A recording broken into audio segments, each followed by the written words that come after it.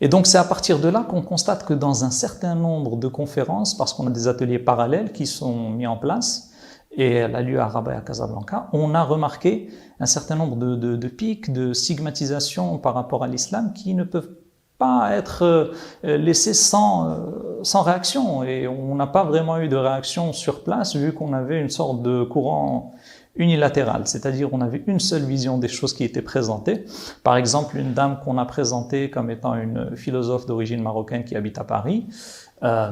qui s'est évertuée à montrer que,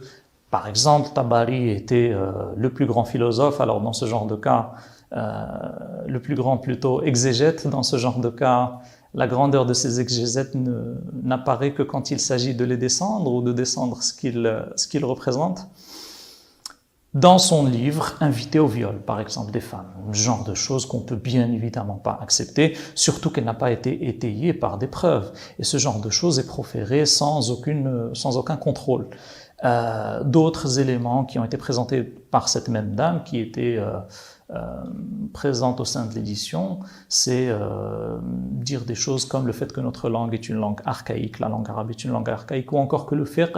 la jurisprudence est misogyne, c'est-à-dire qu'elle discrimine les femmes, qu'elle est dépassée, et en essayant de prouver sa culture ou peut-être ses informations, elle s'est embourbée un petit peu, elle s'est emmêlée les pinceaux en parlant du concept de an-nafs al-lawwama bis-sou'.